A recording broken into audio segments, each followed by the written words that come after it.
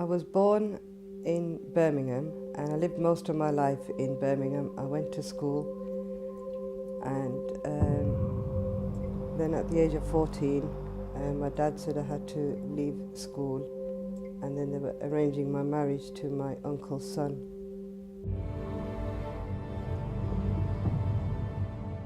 I was forced into a marriage when I was 18 years old. The marriage only lasted 12 weeks.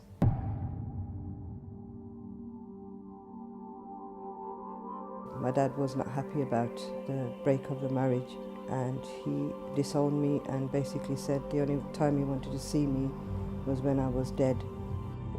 So basically he'd made me go to Pakistan with my grandparents, and I was there for at least 2 years. It was a culture shock for me because I was born in Britain.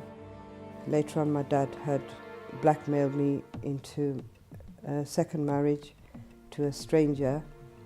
I didn't know him at all. I wasn't happy to marry, but my dad said the only way for you to come back to England is to agree to this marriage. In this second marriage, I felt like I was being sold by my dad. And even though I've had 2 children in this second marriage, there was a lot of violence going on in the marriage. And I'd put up with it for 5 years and finally decided that I've had enough, and I didn't deserve it.